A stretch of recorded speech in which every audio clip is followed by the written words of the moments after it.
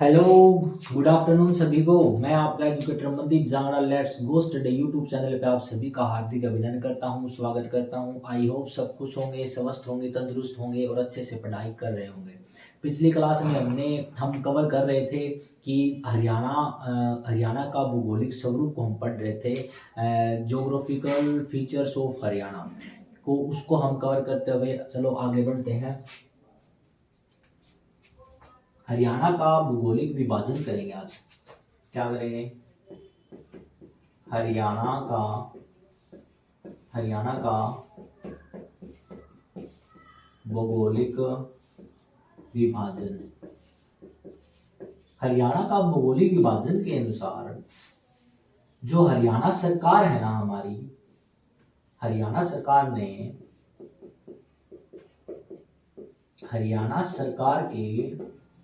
हरियाणा सरकार के officially data के अनुसार ऑफिशियली डेटा के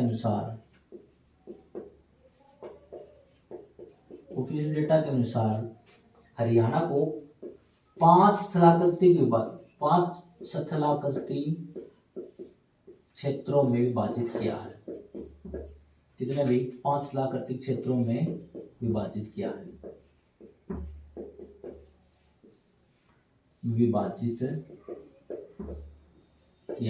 ये क्वेश्चन पूछा जाता है कि हरियाणा सरकार के द्वारा कितने स्थलाकृति क्षेत्रों में विभाजित किया गया हरियाणा को? तो 5।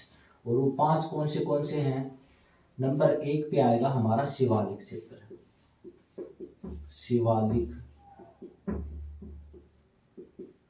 शिवालिक क्षेत्र। और नंबर 2 पे आएगा हमारा गिरिपादीय मैदान। क्या? गिरिपाद मैदान।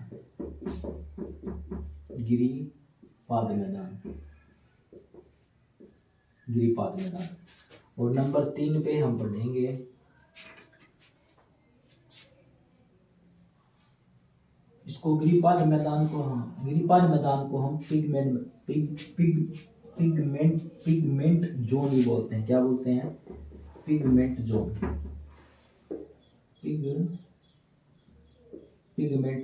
जोन भी बोलते हैं भाई इसको। इसका दूसरा नाम क्या है? Pigment zone. क्या है? Pigment zone. और नंबर 3 पे आएगा बांगर या लहरदार मैदान।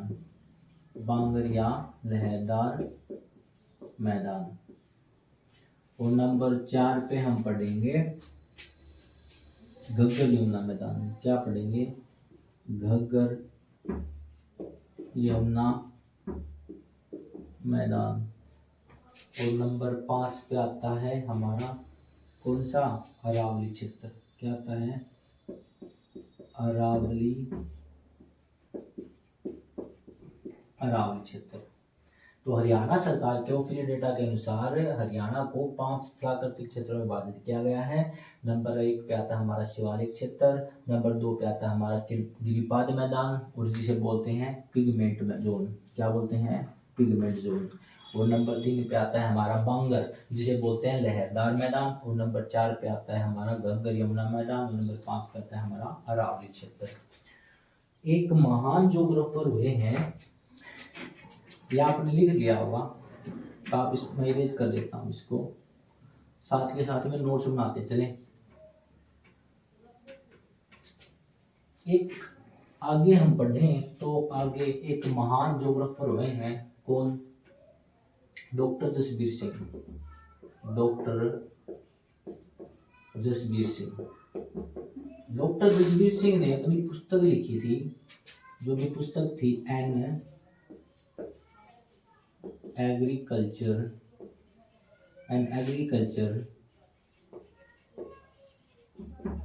Geography of Haryana. An agriculture geography of Haryana. ये जो बुक लिखी थी उन्होंने, इस बुक में उन्होंने हरियाणा को 8 प्राकृतिक भागों में विभाजित किया है। कितने भाई? 8 प्राकृतिक स्थलाकृतिक क्षेत्रों में विभाजित किया है। 8 स्थलाकृतिक क्षेत्रों में विभाजित किया है, विभाजित किया है। क्वेश्चन आता है, ये जो ज्योग्राफी ऑफ हरियाणा पुस्तक है ये कब लिखी? ये लिखी थी 1973 में। और ये तो सभी बता देंगे। प्रकाशित कब हुई? ये जो पुस्तक थी ये प्रकाशित कब हुई? ये प्रकाशित हुई थी 1976 में। अब हम करेंगे कि ये जो 8 स्थलाकृतिक क्षेत्र थे ये कौन कौन से क्षेत्र थे। तो नंबर 1 पे आएगा हमारा शिवालिक श्रेणी। क्या पढ़ेंगे हम? शिवालिक श्रेणी, शिवालिक श्रेणी। और नंबर 2 पे पढ़ेंगे हम गिरिपाद मैदान। क्या पढ़ेंगे भाई? गिरिपाद मैदान। नंबर 3 पे आएगा हमारा जलोढ़ मैदान। क्या आएगा भाई? हमारा जलोढ़ मैदान। और नंबर 4 पे हम पढ़ेंगे बाढ़ का मैदान, बाढ़ का मैदान। ये जितने भी ये जो श्रेणी, ये जो क्षेत्र डिवाइड कर रखे हैं ना, ये हमारे हरियाणा के ही हैं। हरियाणा का पूरा हिस्सा, मतलब के नीचे ऊपर से लेके नीचे तक का। नंबर 5 पे आएगा हमारा अनकाई दलदल, अनकाई दलदल, अनकाई दलदल। नंबर 6 पे पढ़ेंगे हम बालू के टिबाइट मैदान। क्या पढ़ेंगे भाई? बालू के टिब्बा युक्त मैदान। और नंबर 7 पे पढ़ेंगे हम तरंगित मैदान, तरंगित मैदान। और तरंगित मैदान को ही हम बोलते हैं लहरदार मैदान। क्या बोलते हैं? लहरदार मैदान। और नंबर 8 पे पढ़ेंगे हम अरावली श्रेणी, अरावली श्रेणी। ये है हमारे, जो कि डॉक्टर जसबीर सिंह महान ज्योग्राफर हुए, इन्होंने अपनी पुस्तक लिखी थी an agriculture geography of Haryana. इसके अधीन इन्होंने हमारे हरियाणा को 8 स्थलाकृतिक क्षेत्रों में विभाजित किया है। तो ये जो पुस्तक थी ये कब लिखी थी? 1973 में। और प्रकाशित कब हुई थी? 1976 में। और इनके जो 8 जो इन्होंने जो डिवाइड किए थे उन 8 श्रेणी को हम पढ़ेंगे। इस नंबर 1 पे आएगी शिवालिक श्रेणी, नंबर 2 पे गिरिपादीय मैदान, नंबर 3 पे जलोढ़ मैदान, नंबर 4 पे बाढ़ का मैदान, और नंबर 5 पे अनकाई दलदल, नंबर 6 पे बालू के टिब्बायुक्त मैदान, और नंबर 7 पे तरंगित मैदान या लहरदार मैदान, और नंबर 8 पे अरावली श्रेणी। तो आप इनका स्क्रीनशॉट ले सकते हो, मैं इनको इरेज कर देता हूँ।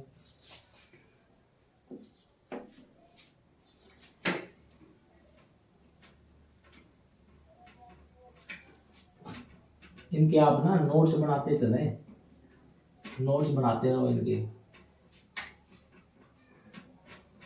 और अगर आपको कुछ कोई डाउट रहता है या कोई बात आपको समझ नहीं आती तो आप कमेंट कर सकते हो नीचे, मैं कमेंट देख के आपको मैं कमेंट में बता दूंगा।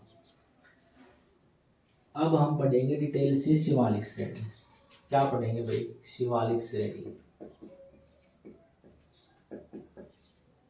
शिवालिक श्रेणी या बाह्य हिमालय, शिवालिक श्रेणी या बाह्य हिमालय, शिवालिक श्रेणी या बाह्य हिमालय। मैं आपको एक बता देता हूँ। चलो हरियाणा का नक्शा बना लेते हैं भाई। आप ना 4-5 जो हरियाणा के नक्शे हैं ना वो ले आओ अपने, और उसमें आप ज्योग्राफी मैप से करोगे ना तो उतना ही अच्छी है आपके लिए। मैप से करोगे तो आपको जो पॉइंट है वो अच्छे से दिमाग में प्रिंट हो जाएंगे। ये हमारा हरियाणा का नक्शा है, और मैं यहाँ बना देता हूँ हमारे भारत का नक्शा।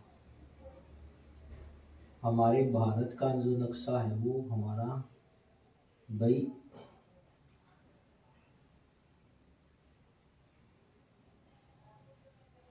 मेरे को ड्राइंग ज़्यादा अच्छी है नहीं मेरी, वैसे आपको ड्राइंग से क्या मतलब आपको समझना है।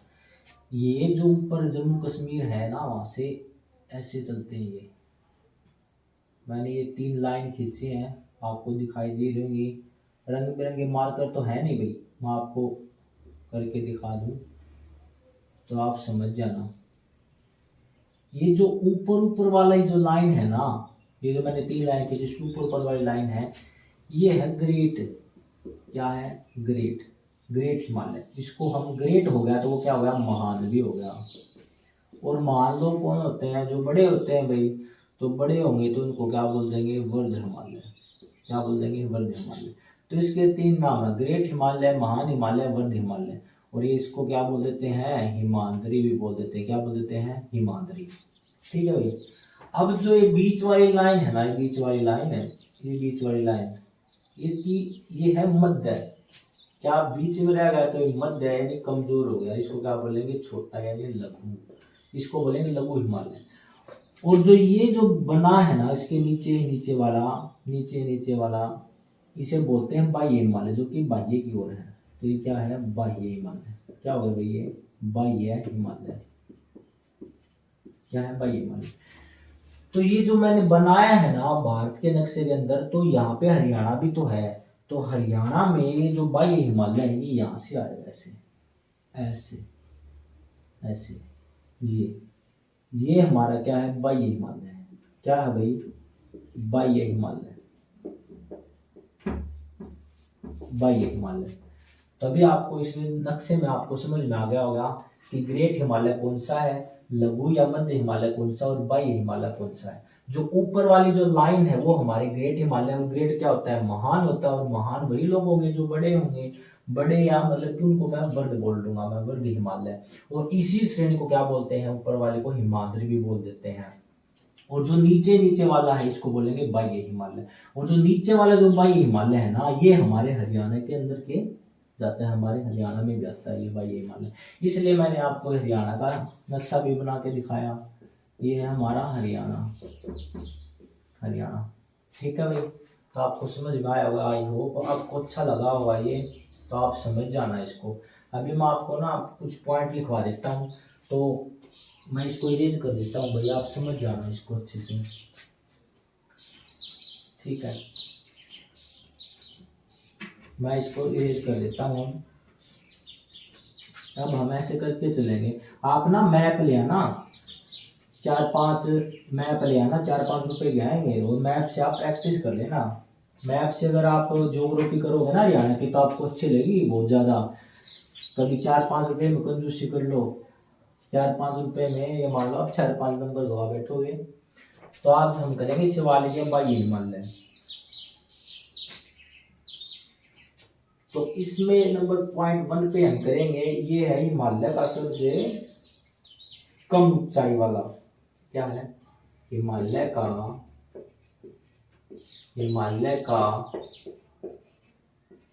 सबसे, बाह्य हिमालय है ना, बाह्य मतलब नीचे वाला। तो हिमालय का ये क्या है? सबसे कम ऊंचाई वाला भाग है। हिमालय का सबसे कम ऊंचाई वाला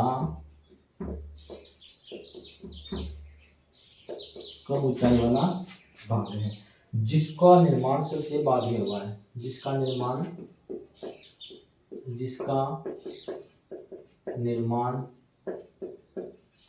सबसे बाद में हुआ है। बाद में मतलब पहले तो क्या हुआ? ग्रेट हिमालय हुआ। क्या हुआ? ग्रेट हिमालय हुआ ना। ग्रेट हिमालय को क्या बोलते हैं? महान हिमालय।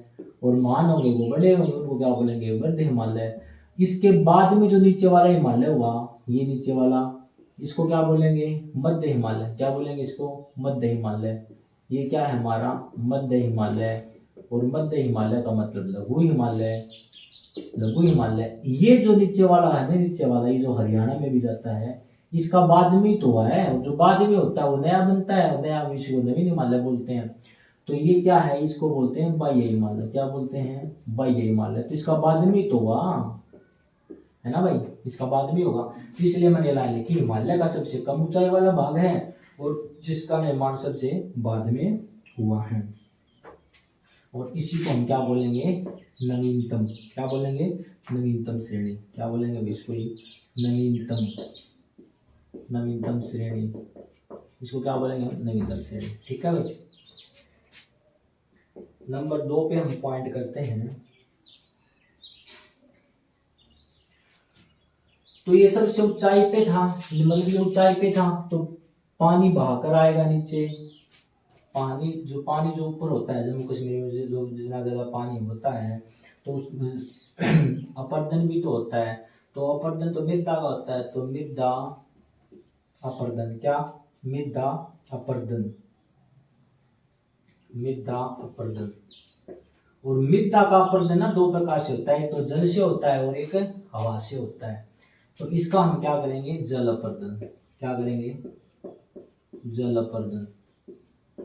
ठीक है भाई, जल अपर्दन। इसमें क्या होता है, जल अपर्दन।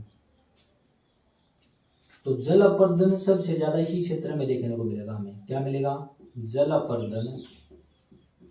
जल अपर्दन सबसे ज्यादा जल अपर्दन सबसे ज्यादा इसी क्षेत्र में देखने को मिलेगा। इसी क्षेत्र में देखने को मिलेगा। ठीक है भाई। और मृदा अपर्दन को ही हम क्या बोलते हैं, रेंगती हुई मृत्यु।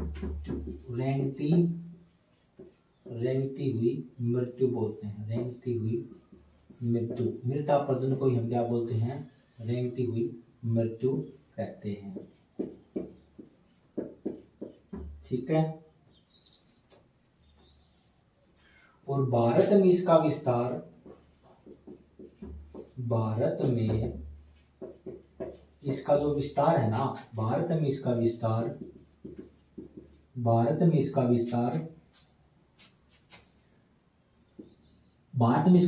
पश्चिम से पूर्व, पश्चिम लेफ्ट हैंड साइड और पूर्व राइट हैंड साइड। तो भारत में इसका विस्तार कहाँ होगा, पश्चिम से पूर्व की ओर। और अगर मैं राज्यों की बात करूं तो जम्मू कश्मीर से अरुणाचल प्रदेश। क्या, अरुणाचल प्रदेश में इसका विस्तार है। और मैं इसकी लंबाई की बात करूं तो लंबाई कितनी है भाई, 1600 किलोमीटर की क्या है भाई, लंबाई है इसकी भारत के अंदर।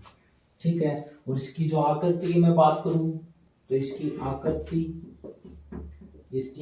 क्या होगी भाई, इसकी आकृति होगी ऐसे आकृति है इसकी। तो आकृति का मतलब ये, इसको हम चाप भी बोल देते हैं। क्या, चाप के जैसी। क्या बोल देंगे, चाप के जैसी, या फिर धनुष के जैसी। ठीक है भाई। और अगर हम हरियाणा की बात करें तो हरियाणा में, ये तो था भारत में, अभी हरियाणा में बात करें तो हरियाणा में इसका विस्तार कहाँ है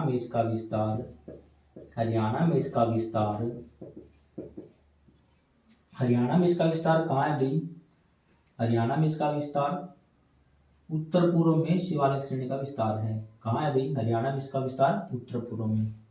तो कहाँ भाई, उत्तर पूर्व में। ठीक है भाई, इस श्रेणी का विस्तार है। पता नहीं मेरे को, आपको नीचे मैं लिखूंगा, आपको दिखाई देगा नहीं देगा, तो आप, मैं इनको इरेज करके आगे फिर से लिख देता हूँ, आगे बढ़ेंगे हम। तो मैं एक बार ये रिवाइज करवा देता हूँ आपको। जो शिवालिक श्रेणी या बाह्य हिमालय, जो नीचे वाला बाह्य मतलब कि बाद का हिमालय, बाद का बना है तो इसका नवीन हो गया। तो हिमालय का जो सबसे कम ऊंचाई वाला भाग है, जिसका निर्माण सबसे बाद में हुआ है, उसका नाम क्या है, नवीनतम श्रेणी। तो इसके अंदर जो सबसे ज्यादा होगा वो मृदा अपर्दन होगा। मृदा अपर्दन भी 2 प्रकार से होता है, एक तो हवा के द्वारा होता है और एक जल के द्वारा होता है। तो इसका जल अपर्दन होगा। और जल अपरदन सबसे ज्यादा इसी क्षेत्र में देखने को मिलेगा। और मृदा अपरदन को क्या बोलते हैं? रेंगती हुई मृत्यु कहते हैं। भारत में इसका विस्तार पश्चिम से पूर्व की ओर है। अगर राज्य में बात करें तो इनका विस्तार जम्मू कश्मीर से लेकर अरुणाचल प्रदेश तक है और इनकी लंबाई क्या है? 1600 किलोमीटर। और आकृति की बात करेंगे तो आकृति क्या है? चाप के जैसे आकृति है और धनुष के जैसे भी बोल देंगे हम। और हरियाणा में इसका विस्तार उत्तर से पूर्व में है, उत्तर पूर्व में। ठीक है भाई।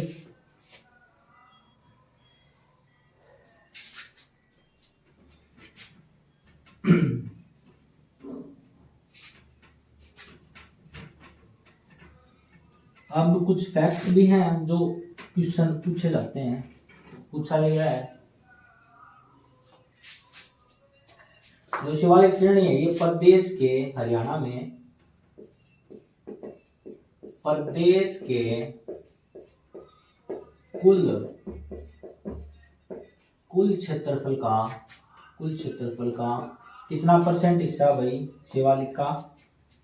1.67%। ये एग्जाम में पूछा गया है कि हरियाणा में कुल प्रदेश का कितना परसेंट हिस्सा है, तो 1.6% के भाग पर ये फैली है, भाग पर फैली है। और ये जो 1.67% है ना, ये पूरे हरियाणा में थोड़ी ना फैली है। हरियाणा के जो ऊपर वाले हिस्सा है ना, वो मैंने बना के दिखाया था आपको, डिजिटल बोर्ड होता है मैं ऐसे करवा देता। तो 1.67% है ना, तो ये कुछ हिस्से में फैली है। और वो हिस्से कौन से जिले? 3 जिले हैं हमारे। कौन से? नंबर 1 पे आएगा पंचकुला, क्या आएगा? पंचकुला। और बाद में अंबाला, पंचकुला, अंबाला और यमुनानगर। और सबसे ज्यादा जो है वो किसमें है? पंचकुला में है। सबसे ज्यादा किसमें फैली है? पंचकुला में। तो ये 3 जिले हैं, इनके अंदर शिवालिक श्रेणी का हमें देखने को मिलता है। ठीक है भाई। अगर हम शिवालिक की औसत ऊंचाई की बात करें,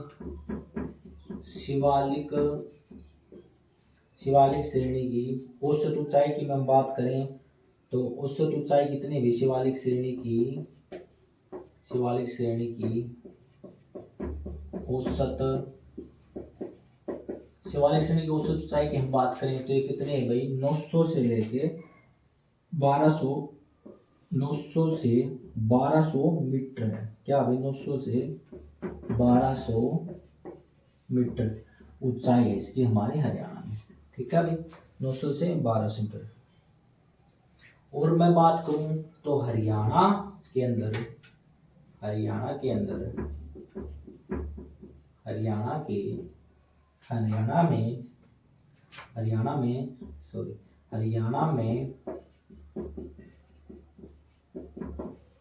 में शिवालिक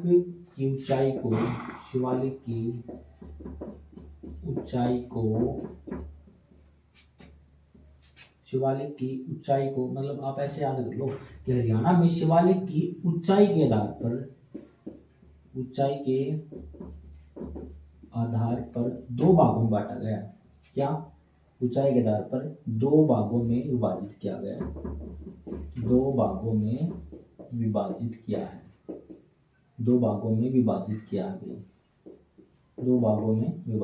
है। ठीक है।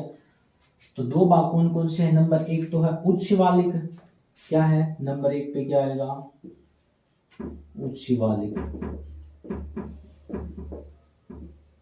नंबर 1 पर आएगा उच्च शिवालिक। और उच्च शिवालिक की ऊंचाई कितनी है? ये है 600 मीटर से अधिक। क्या भाई?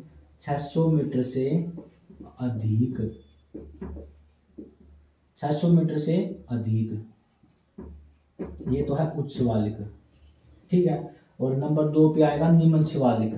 क्या? निम्न शिवालिक। और निम्न शिवालिक के अंदर आएगा 400 से 600 मीटर के बीच का जो क्षेत्र हुआ। 400 मीटर की ऊंचाई से 600 मीटर के बीच की जो ऊंचाई होगी वो निम्न शिवालिक कहलाएगी। ठीक है। और जो हरियाणा है,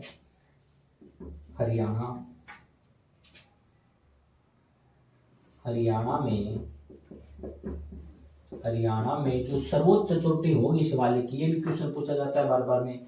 हरियाणा में शिवालिक की, हरियाणा में शिवालिक की सर्वोच्च सर्वोच्च जो चोटी है उसका क्या नाम है भाई? उसका नाम है करो। क्या? करो चोटी।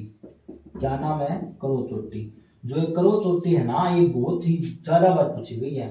तो करो चोटी है ये वैसे किस कौन सी श्रेणी का हिस्सा है ये? कौन सी पहाड़ी का है? श्रेणी तो होगी शिवालिक, और कौन सी पहाड़ी का है? तो ये है मोरनी की पहाड़ी का हिस्सा है। किसका अभी? मोरनी की पहाड़ी का हिस्सा है। मोरनी की पहाड़ी का हिस्सा है। और इसकी ऊंचाई कितनी है? इसकी ऊंचाई है 1514 मीटर। ठीक है। और अगर मैं एक्चुअल ऊंचाई की बात करूं, अगर मैं एक्चुअल हाइट की बात करूं तो इसकी एक्चुअल हाइट है 1467 मीटर। कितनी है? 1467 मीटर। और ये जो मोरनी की पहाड़ियों का हिस्सा है ना, करो चोटी, और मोरनी कहाँ पड़ती है भाई? मोरनी पड़ती है पंचकुला में। कहाँ है? पंचकुला में। पंचकुला में क्या है? हिल स्टेशन है। ठीक है, घुमा के करवाऊंगा। तो पता नहीं नीचे आपको दिखाई देगा नहीं देगा, ये यहाँ तक आपको दिखाई दे रहा नहीं दे रहा। ठीक है, तो मैं इनको रिवाइज करवा देता हूँ। प्रदेश के कुल क्षेत्रफल का ये शिवालिक श्रेणी है 1.67% के भाग पर फैली है। और जो 1.6% भाग है हमारा हरियाणा का, वो 3 जिलों में है। कौन से 3 जिले? पंचकुला, अंबाला, यमुनानगर। और पंचकुला में सबसे ज्यादा है। पंचकुला में सबसे ज्यादा है। शिवालिक श्रेणी की जो ऊंचाई है वो है 900 से 1200 मीटर। लेकिन हमारे हरियाणा में शिवालिक की ऊंचाई को हम 2 भागों में विभाजित करेंगे। 2 भाग कौन से? नंबर 1 पे उच्च शिवालिक और नंबर 2 पे निम्न शिवालिक। जो उच्च शिवालिक होगा वो 600 मीटर से अधिक होगा, और जो निम्न शिवालिक होगा वो 400 मीटर से 600 मीटर के बीच का, वो निम्न शिवालिक के अंदर आएगा। फिर हम बात करेंगे हरियाणा में शिवालिक की सर्वोच्च चोटी। तो सबसे जो सर्वोच्च चोटी है वो हरियाणा में वो है करो चोटी, जिसकी लंबाई कितनी है? 1514 मीटर। और उसकी एक्चुअल कितनी है? एक्चुअल है 1467 मीटर। ठीक है भाई। और ये जो करो चोटी है ये कौन सी पहाड़ी का हिस्सा? ये मोरनी की पहाड़ी का हिस्सा। और मोरनी कहाँ पड़ती है? पंचकुला में। ठीक है भाई, तो मैं इसको इरेज कर देता हूँ।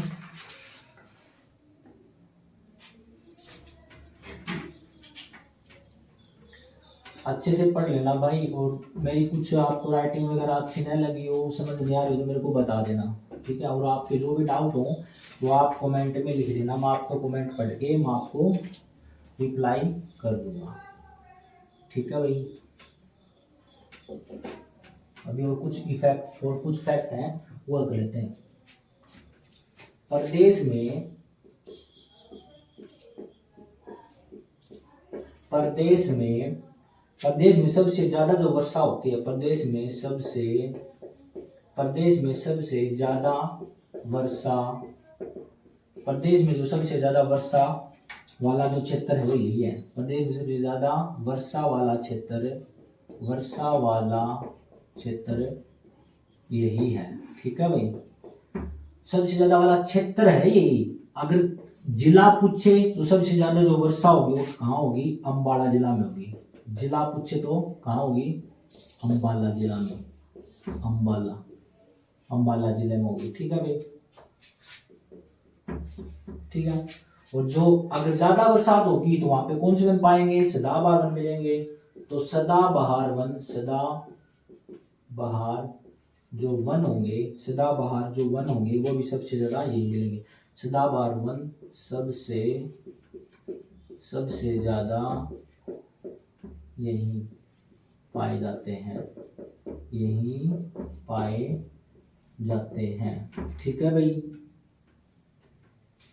और जल अपर्दन भी सबसे ज्यादा, क्योंकि बरसात ज्यादा होगी तो जल भी बहेगा, और जल अपर्दन सबसे ज्यादा यहीं पे होगा। कहाँ होगा? जल अपर्दन सबसे ज्यादा भी यही होगा। ठीक है, आगे मैं बात करूं तो हरियाणा में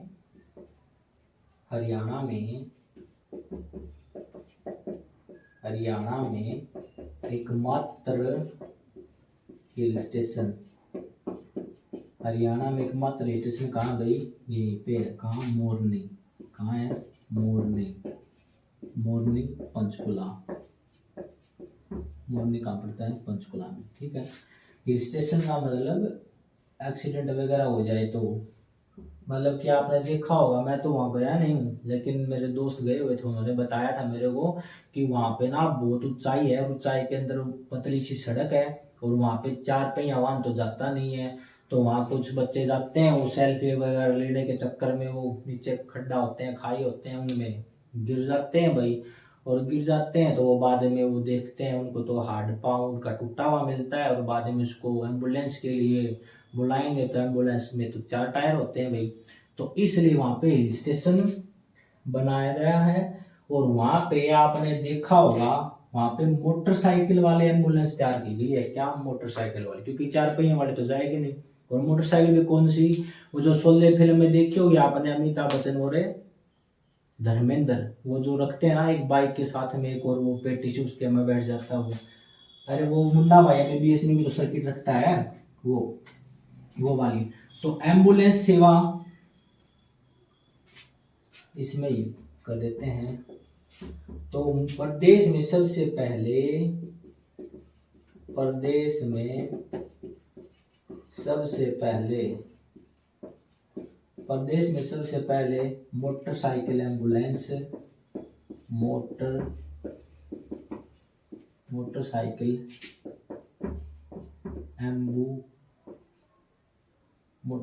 एम्बुलेंस, मोटरसाइकिल एम्बुलेंस सेवा, उसका नाम क्या था, उत्तरोगम, क्या नाम था, आरोग्यम, आरोग्यम। ये कब स्टार्ट की गई थी, 2017 में आरोग्यम स्टार्ट की, शुरुआत की गई, आरोग्यम की शुरुआत, आरोग्यम की शुरुआत की गई, शुरुआत की, ठीक है। तो पूछ ले कि हम मोटरसाइकिल एम्बुलेंस की सेवा कब कब शुरुआत की गई, तो 2017 में करी गई, कहाँ से, मोरनी क्षेत्र से, कहाँ से, मोरनी क्षेत्र से। और मोरनी कहाँ पड़ता है भाई, पंचकुला में, हो गया।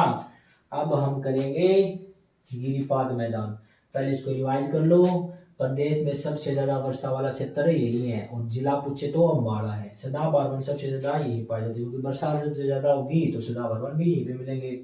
और जहाँ ज्यादा बरसात होगी तो वहाँ पे जलप्रदन होगा, क्योंकि वो पानी नीचे जाएगा, तो जलप्रदन सबसे ज्यादा भी यही होगा। और हरियाणा में एकमात्र हिल स्टेशन कौन सा है भाई, मोरनी पंचकुला। प्रदेश में सबसे पहले मोटरसाइकिल एम्बुलेंस सेवा कहाँ की गई, शुरुआत है मोरनी क्षेत्र में की गई, जिसका नाम क्या था, आरोग्यम। और कब की गई थी, 2017 में ही। अब मैं इसको इरेज कर देता हूँ, और हम पढ़ेंगे सेकंड पार्ट। और सेकंड में क्या था, गिरिपाद मैदान, क्या भाई, गिरिपाद मैदान, गिरिपाद मैदान पढ़ेंगे भाई, ठीक है। गिरिपाद मैदान, गिरिपाद मैदान। और गिरिपाद मैदान कौन सा भाई, गिरी, गिरी का मतलब होता है पर्वत, क्या होता है भाई, पर्वत। और पाद का मतलब पैर, यानी कि शिवालिक श्रेणी से नीचे वाला भाग क्या होगा, गिरिपाद मैदान। जैसे ये हमारी शिवालिक श्रेणी है, क्या है, शिवालिक, तो इसके नीचे वाला जो भाग होगा वो क्या होगा, गिरिपाद मैदान, क्या होगा, गिरिपाद मैदान, क्या होगा, गिरिपाद मैदान। जिसे कंकड़ पत्थर, ये है कंकड़ और पत्थर, यानी कि शिवालिक से जो नदियां निकलती हैं वो अपने पानी की तेज रफ्तार के द्वारा जो कमजोर चट्टानें हैं उनको तोड़कर नीचे लेके आती हैं। तो उनसे जो घर्षण के द्वारा वो जो चट्टानें गोल गोल कंकड़ पत्थर में परिवर्तन हो जाती हैं, और जो चीजें बनती हैं उसको क्या बोलते हैं, गिरिपाद मैदान बोलते हैं, ठीक है। तो इसकी जो स्थिति है, इसकी स्थिति है, गिरिपाद मैदान की क्या स्थिति है, वो कैसी है भाई, तो इसकी स्थिति क्या है, शिवालिक, इसकी स्थिति यही है, शिवालिक श्रेणी की, शिवालिक श्रेणी की दक्षिण दिशा में, शिवालिक श्रेणी के दक्षिण, शिवालिक श्रेणी की दक्षिण दिशा में स्थित श्रेणी को क्या बोलते हैं, गिरिपाद मैदान, स्थित श्रेणी। ठीक है भाई, स्थित श्रेणी बोल लो या मैदान बोल दो, बात एक ही है। इसे क्या बोलेंगे, गिरिपाद मैदान बोलेंगे। और इसका निर्माण कैसे हुआ भाई, इसका निर्माण मैंने आपको बता दिया, किससे निर्माण हुआ, कंकड़ और पत्थर से इसका क्या हुआ, निर्माण हुआ है, बड़े बड़े कंकड़ पत्थर से निर्माण हुआ है। ठीक है, और आगे क्या करेंगे, विस्तार, इसका विस्तार करेंगे हम। तो इसका विस्तार कहाँ कहाँ भाई, तो इसका विस्तार भी 3 जिलों में है। कहाँ है, 3 जिलों में है। जो मैंने बताया शिवालिक का भी 3 जिलों में है, तो शिवालिक के पैर में तो है दक्षिण में, तो वही जिले आएंगे, कौन कौन से, पंचकुला, अंबाला और यमुनानगर, पंचकुला, अंबाला और यमुनानगर, इन 3 जिलों में इसका विस्तार है, किसका, गिरिपाद मैदान का। ठीक है, अगर मैं इसकी औसत ऊंचाई की बात करूं तो इसकी औसत ऊंचाई क्या है भाई, इसकी औसत ऊंचाई, अगर मैं इसकी औसत ऊंचाई की बात करूं तो इसकी औसत ऊंचाई है 300 से 375 के लगभग है, 375 मीटर के लगभग इसकी क्या है, औसत ऊंचाई है भाई। ठीक है, और इसकी ये चौड़ी पट्टी है, ये क्वेश्चन ये पूछा जाता है, ज्यादा इंपॉर्टेंट, इसकी जो चौड़ी पट्टी है उसको कितने मीटर की है, 25 किलोमीटर की चौड़ी पट्टी है इसकी, कितनी है, 25 किलोमीटर की चौड़ी पट्टी है इसकी। ठीक है भाई, 25 किलोमीटर की चौड़ी पट्टी है, कितने किलोमीटर की चौड़ी पट्टी है, 25 किलोमीटर की चौड़ी पट्टी है। ठीक है भाई, और यहाँ कंकड़ पत्थर है, तो यहाँ क्या उपजाऊ होगी, यहाँ कोई कुछ बनेगा थोड़ी, तो ये क्या है, एक अन उपजाऊ, क्या है, एक अन उपजाऊ क्षेत्र है। कंकड़ पत्थर में कुछ अनाज वगैरह नहीं होता, तो ये क्या है, एक अन उपजाऊ क्षेत्र है। ठीक है, एक मोस्ट इंपोर्टेंट क्वेश्चन है, बहुत ही ज्यादा, ये बहुत ज्यादा इंपॉर्टेंट है, ये मैं आपको मैं लिखवा देता हूँ। जो नदियों द्वारा जो जल पहाड़ी जो नदियों द्वारा जो जल बहकर आता है ना, उसे पहाड़ी भाषा में क्या बोलते हैं, चो बोलते हैं, क्या बोलते हैं, चो। तो वो मैं आपको लिखवा देता हूँ, अच्छे से लिख लेना। इन मैदानों में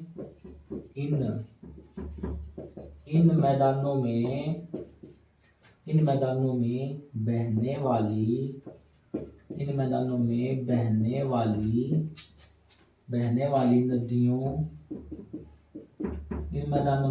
वाली नदियों का जल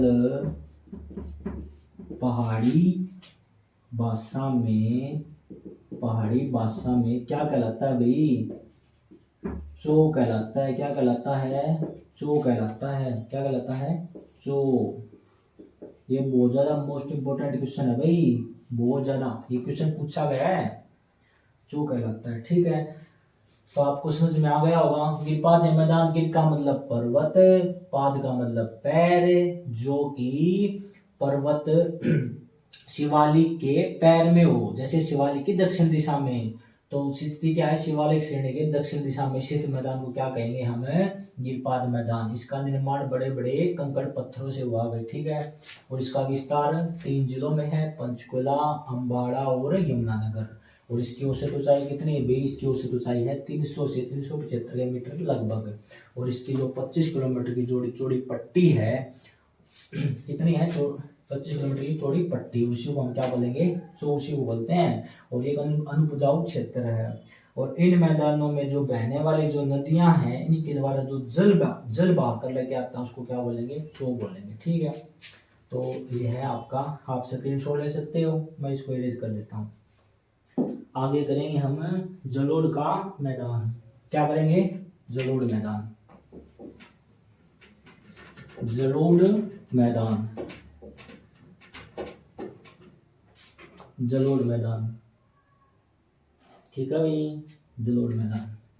नंबर 3 पे करेंगे जलोढ़ मैदान, जलोढ़ मैदान। जलोढ़ मैदान क्या है, नदियों के द्वारा जो बाढ़ के पानी द्वारा निर्मित मैदान है।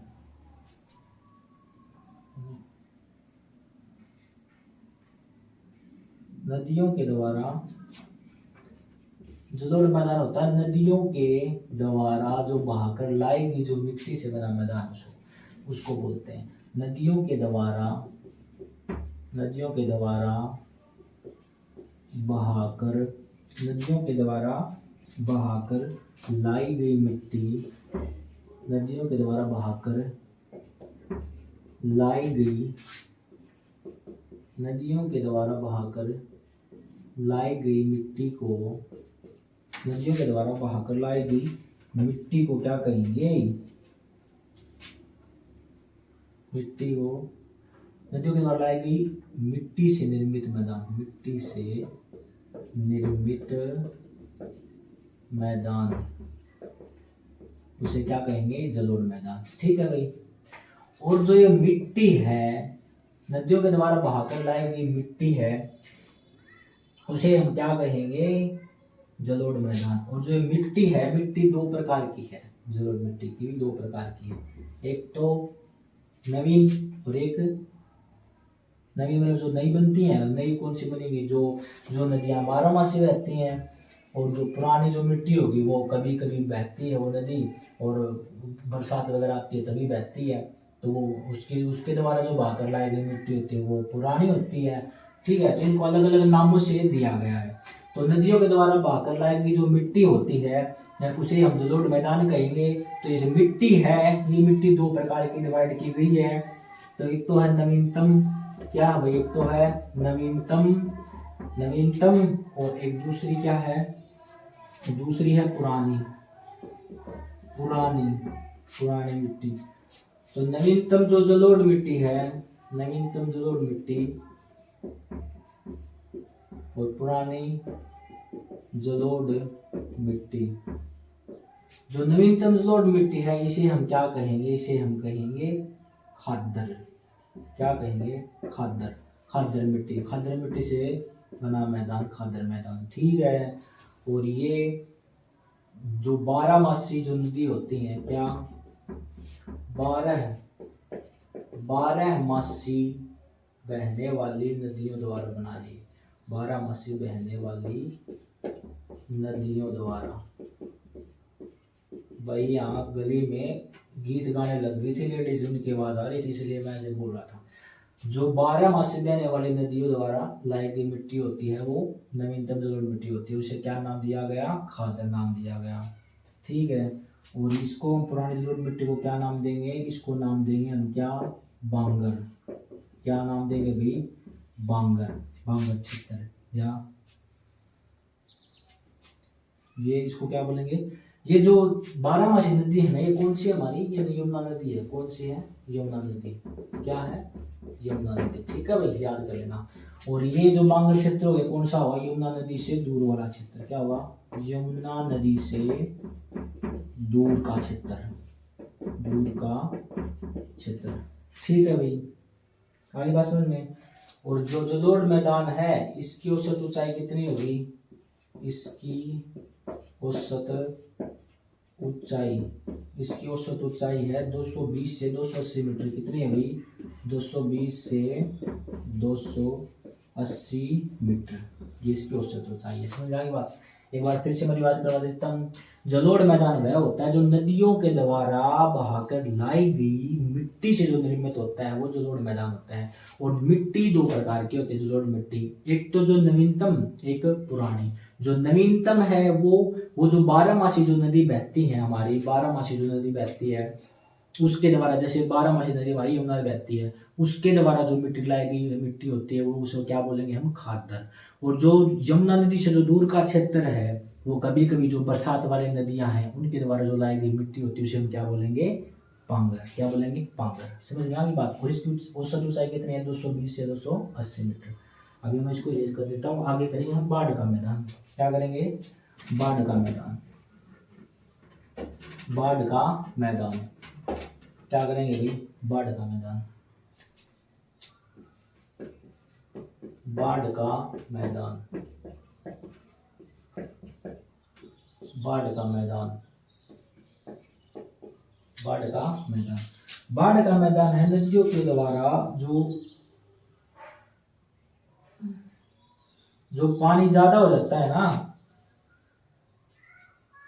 इसे बोलेंगे नदियों के, बल्कि पानी जब ज्यादा हो जाता है, बरसात चलती रहती है तो उसके द्वारा बाढ़ आ जाती है। ठीक है, तो उसके इस पे लिखवा देता हूँ मैं आपको। जो नदियों के द्वारा, नदियों के बाढ़ के द्वारा, नदियों के बाढ़ के द्वारा, नदियों के बाढ़ के द्वारा, नदियों के बाढ़ के पानी के द्वारा, नदियों के बाढ़ के पानी के द्वारा जो निर्मित मैदान है, नदियों के बाढ़ के पानी के द्वारा जो निर्मित मैदान है उसे हम क्या कहेंगे, बाढ़ का मैदान। समझ में आएगी मेरी बात है। अब ये अलग अलग हैं, इसमें हमें कुछ फैक्ट है वो याद करने हैं। नदियों में कौन कौन सी नदियों द्वारा जो बाढ़ के मैदान हमको क्या क्या नाम से पुकारते हैं। तो सबसे पहले करेंगे हम यमुना नदी द्वारा बनाए गए, यमुना नदी द्वारा, यमुना नदी द्वारा बनाए गए, यमुना नदी द्वारा बनाए गए बाढ़ के मैदान को क्या कहेंगे, यमुना नदी द्वारा बनाए गए बाढ़ के मैदान, इसे क्या बोलेंगे हम, इसे बोलेंगे हम निचले क्षेत्र। क्या बोलेंगे, निचले क्षेत्र, बस। ठीक है। और घग्गर द्वारा बनाए गए, मार्कर दूसरा लिखता हूं, घग्गर द्वारा, घग्गर द्वारा बनाए गए बाढ़ के मैदान को क्या कहेंगे, नैली। क्या कहेंगे, नैली। ये प्रश्न पूछे जाते हैं एग्जाम में। तो घग्गर यानी दादी को घाघरो किसो है भाई, नीलो है। तुम याद कर लियो, घग्गर के द्वारा बनाए गए बाढ़ के मैदान के है भाई, नैली। नंबर 3 में करेंगे हम मारकंडा नदी। क्या, मारकंडा नदी। मारकंडा नदी द्वारा बनाए गए बाढ़ के मैदान को, बनाए गए बाढ़ के मैदान को क्या कहेंगे, बेट। क्या बोलते हैं, बेट। क्या बोलेंगे, बेट। यानी बाढ़ अगर जब बकवास करे तो माँ उसना बैठ तक पिटेगी। तो इसमें किसका याद कर लोगा, बैठ। समझ में आ गई बात। ये थे, ठीक है, ये थे बाढ़ का मैदान। नदियों के द्वारा जो, नदियों के बाढ़ के पानी के द्वारा जो निर्मित मैदान होता है उसे हम क्या कहेंगे, बाढ़ का मैदान। और यमुना नदी द्वारा बनाए गए बाढ़ के मैदान को तो हम निचले क्षेत्र बोलेंगे, बस। लेकिन घग्गर द्वारा बनाए गए बाढ़ के मैदान को नैली, क्योंकि घाघरा नीला दादी का। और मारकंडा नदी द्वारा बनाए गए बाढ़ के मैदान को बैठ, यानी बकवास करोगा तो माँ बैठ तक पिटेगी, खाल तारेगी माँ बड़ी। ठीक है भाई। अब आएगा अनकाई दलदल। क्या करेंगे, अनकाई दलदल, अनकाई दलदल, अनकाई दलदल, अनकाई दलदल, अनकाई दलदल करांगा। अनकाई दलदल को मतलब है दलदल है जरा पानी इकट्ठो जा, और पानी इकट्ठो भाई उड़े उसरे ढलान होगी। तो भाई क्या करें ना, पानी तो ढलान मार कर डटे, वो ऊंचो कूद लो नीचो कूद लो। तो अनकाई दलदल हम करेंगे इसमें करेंगे हम सिरसा जिले में स्थित है। ये कहाँ स्थित है भाई, बहुत ही मोस्ट इंपोर्टेंट क्वेश्चन है। अनकाई दलदल कहाँ स्थित है, सिरसा जिले में स्थित है। कहाँ स्थित है भाई, सिरसा जिले में स्थित है क्या, अनकाई दलदल। ठीक है, इसमें लिखेंगे हम प्रदेश का, क्या लिखेंगे, प्रदेश का सबसे निचला हिस्सा, प्रदेश का सबसे कम ऊंचाई का क्षेत्र। हाँ, प्रदेश का सबसे कम ऊंचाई का क्षेत्र क्या कहलाएगा, अनकाई दलदल। ठीक है भाई, इसमें औसत ऊंचाई कितनी होगी, इसकी औसत ऊंचाई, इसकी औसत ऊंचाई होगी कितनी भाई, इसकी होगी 200 मीटर से भी कम होनी चाहिए। हाँ, 200 मीटर से भी कम, 200 मीटर से कम होगी भाई इसकी औसत ऊंचाई, तभी तो अनकाई दलदल बनेगा। ठीक है भाई, अब करेंगे हम 6 का आ गया हमारा तरंगित मैदान। क्या होगा, तरंगित मैदान। 6 का आ गया तरंगित मैदान। तरंगित मैदान को क्या बोलेंगे, लहरदार मैदान है, लहरदार मैदान। तरंगित, तरंगित मतलब ऐसे लहरों के द्वारा, पानी की जो लहरें होती है ना, ऐसे ऐसे ऐसे ऐसे ऐसे ऐसे ऐसे। और इनको अनुभव करना तो मैंने कल भी बताया था, हिसार से जब तो शाम जाओगे ना तो आप लहरदार मैदान, तरंगित मैदान का अनुभव करोगे, क्योंकि रोड में इतने गड्ढे हैं, लहर के द्वारा बने हैं सड़क वहाँ। ठीक है भाई, आगे बात समझ में। तो इसकी पहचान की करांगा, तरंगित मैदान की पहचान करांगा, इसकी मैं आपको पहचान बता दूं। तो इसकी पहचान क्या होगी भाई, बालू रेत, बालू रेत प्लस में क्या दिखेगा, पर्वत है। ये देखो बालू रेत हो गया, ये पर्वत हो गए। ठीक है भाई, और इसका विस्तार कितना है, इसका विस्तार कहाँ है भाई, इसका विस्तार है भिवानी से, भिवानी से फरीदाबाद, भिवानी से फरीदाबाद में इसका विस्तार है। ठीक है, तो ये है भाई भिवानी से फरीदाबाद में इसका विस्तार है, किसका, तरंगित मैदान का। तरंगित मैदान क्या है, लहरदार मैदान। पहचान इसकी बालू रेत प्लस में पर्वत है। विस्तार भिवानी से फरीदाबाद, ऐसे मैंने आपको बना के दिखा दिया। अब मैं इसको इरेज कर देता हूँ। अब करेंगे बालू के टिब्बा युक्त मैदान, नंबर 7 पर बालू के टिब्बा युक्त मैदान, बालू के टिब्बा युक्त मैदान, बालू के टिब्बा युक्त मैदान, बालू के टिब्बा युक्त मैदान। क्या करेंगे, बालू के टिब्बा युक्त मैदान, बालू के टिब्बा युक्त मैदान करेंगे भाई। ठीक है भाई, नंबर 7 पे क्या करेंगे, बालू के टिब्बा युक्त मैदान। इसकी करेंगे जहां पे बालू के, बालू रेत के ऊंचे ऊंचे टिब्बे होते हैं। क्या हो, बालू रेत के ऊंचे टिब्बे, बालू रेत के ऊंचे टिब्बे, बालू रेत के ऊंचे टिब्बे देखने को मिले राजस्थान में ना, देखता हूँ अपन है। तो हरियाणा में इसकी पहचान की बालू रेत के ऊंचे टिब्बे।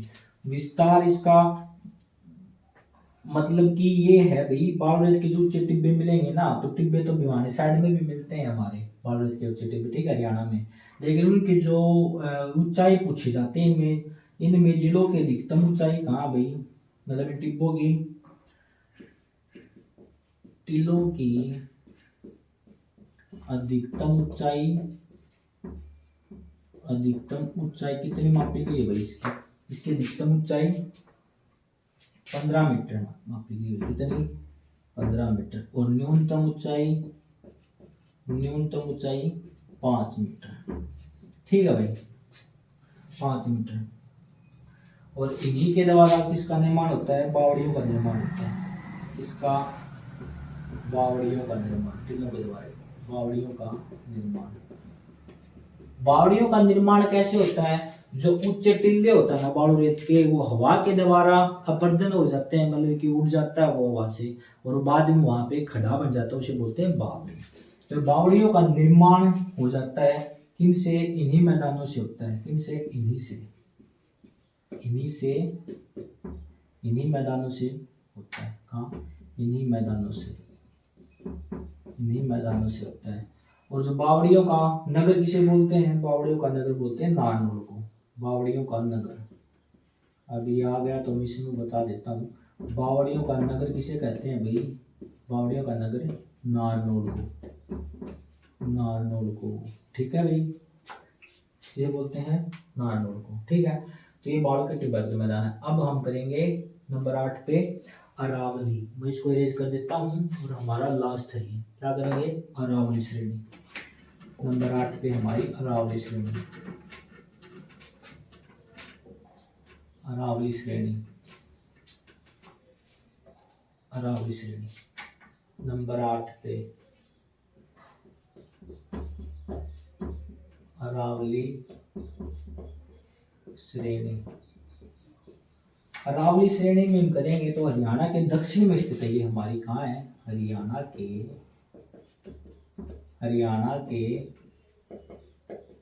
दक्षिण में स्थित है। हरियाणा के दक्षिण में स्थित है ये। हरियाणा के दक्षिण में। विस्तार, इसका विस्तार पूछते हैं। इसका विस्तार पूछेंगे। विस्तार कितना भाई? कुल क्षेत्रफल का, ये कुल क्षेत्रफल का कितना है? 3.09% है अरावली का। कितना है? 3.09% भाग पर है ये। भाग पर है। कहाँ है? 3.09 भाग पर है। इनका हरियाणा में क्या नाम है? हरियाणा में नाम है इनका क्या? मेवाती पहाड़ी। क्या? मेवाती पहाड़ी, क्योंकि ज्यादा मेवात में है ना, मेवाती पहाड़ी। ठीक है, क्या नाम इनका? मेवाती पहाड़ियाँ बोलते हैं इनको। क्या बोलते हैं? मेवाती पहाड़ियाँ। ठीक है, और अरावली का जो सर्वोच्च बिंदु होता है, अरावली का हरियाणा में सर्वोच्च बिंदु, हरियाणा का सर्वोच्च बिंदु, अरावली का हरियाणा का सर्वोच्च बिंदु क्या है भाई? मोरनी की पहाड़ी। क्या है भाई? जो सर्वोच्च बिंदु डोसी की पहाड़ी है। अरावली का हरियाणा का सर्वोच्च बिंदु डोसी की पहाड़ी है, जिसे क्या बोलते हैं? और ये डोसी की पहाड़ी कहाँ है भाई? कौन से गांव में? डाणी कुलताजपुर में। कहाँ है? डाणी कुलताजपुर में। डोसी की पहाड़ी डाणी कुलताजपुर में है। और ये कितनी मीटर ऊंचाई इसकी? 652 मीटर। कितनी? 652 मीटर ऊंचाई है इसकी। और ये किससे बना है? विलुप्त ज्वालामुखी से। किससे बना अभी ये? विलुप्त ज्वालामुखी से बना। विलुप्त ज्वालामुखी को क्या बोलते हैं? मृत ज्वालामुखी। क्या बोलते हैं? मृत ज्वालामुखी बोलते हैं। और यहीं पे एक ऋषि ने तप किया था, जिसका नाम क्या था? च्यवन ऋषि। क्या था? च्यवन ऋषि ने यहाँ पे तप किया था। ठीक है, तो ये जो अरावली श्रेणी है ये कहाँ फैली है भाई? ये एक तो तोशाम पहाड़ी में फैली है। क्या? तोशाम पहाड़ी। और तोशाम पहाड़ी किसका हिस्सा है? भिवानी में। और एक है खानक पहाड़ी। क्या है? खानक पहाड़ी। और खानक पहाड़ी भी कहाँ है? भिवानी में। ठीक है भाई। और एक क्या है? महम पहाड़ी। क्या है? महम पहाड़ी, वो डाडम। एक है डाडम पहाड़ी। डाडम जो पहाड़ी है वो भी कहाँ है? भिवानी में है। एक है देवसर पहाड़ी। ये भी किसका हिस्सा है? अरावली का। और ये कहाँ है? देवसर भी कहाँ है? भिवानी गांव देवसर में। ठीक है भाई। ठीक है, और एक है टांकरी। क्या? टांकरी पहाड़ी कहाँ है? रेवाड़ी में। और यहीं पे क्या है? टांकरी पहाड़ी जो रेवाड़ी है ना, यहीं पे क्या है? हरियाणा पुलिस का वायरलेस वायरलेस रिपीटर है, क्या है, वायरलेस रिपीटर है, क्या है, वायरलेस रिपीटर है, किसका, हरियाणा पुलिस का। हरियाणा पुलिस का वायरलेस रिपीटर कहाँ है, टारगेट पहाड़ी में, और ये कहाँ है, तो सांबी पहाड़ी में भी है। ठीक है, तो ये था वही वायरलेस रिपीटर का एंटीना स्थापित किया गया है यहाँ पे। ठीक है, तो अरावली श्रेणी हरियाणा के दक्षिण में स्थित है और इसका विस्तार कुल क्षेत्रफल का 3.09% इसका भाग पर विस्तार है। और हरियाणा के नाम ये मेवाती पहाड़ियां बोली जाती हैं। और अरावली का हरियाणा का सर्वोच्च बिंदु कौन सा है, डोसी की पहाड़ी। डोसी की पहाड़ी, ये डोसी की पहाड़ी जो ऊंचाई है ना, वो पॉइंट किसके ऊपर, वो ढाणी कुलताजपुर गांव में है। तो ढाणी कुलताजपुर में डोसी की पहाड़ी की ऊंचाई की कितनी मीटर की, वो 652 मीटर की है। और ये किससे बनी है, डोसी की पहाड़ी विलु ज्वालामुखी से। विलु ज्वालामुखी क्या होता है, मृत ज्वालामुखी। अरावली की पहाड़ियां कहाँ कहाँ हैं, उनका विस्तार कहाँ है, तुसाम पहाड़ी। तुसाम पहाड़ी भी कहाँ है, भिवानी का हिस्सा है। खानक पहाड़ी ये भी भिवानी में, डड्डम पहाड़ी ये भी भिवानी में, और देवसर पहाड़ी ये भी भिवानी देवसर में, और टांगड़ी की पहाड़ी ये रेवाड़ी में। और जहाँ पे हरियाणा पुलिस का वायरलेस रिपीटर का एंटीना है, एक तुसाम पे भी है, तुसाम की पहाड़ी वाले पे भी है वायरलेस रिपीटर का एंटीना, और टांगड़ी पहाड़ी पे भी है। तो भाई आपको आई होप ये आपको पसंद आई होगी। ये हमारा जो हरियाणा का जोग्राफिकल फीचर्स और हरियाणा का जो टॉपिक था वो कम्प्लीटली हो गया। बीच बीच में थोड़ी बहुत अगर परेशानी लगी हो तो बीच में कभी कोई आ जाता है, कभी कोई आ जाता है, तो उसके अकॉर्डिंगली मैं थोड़ा हो जाता हूँ। तो आई होप सभी को पसंद आई होगी क्लास।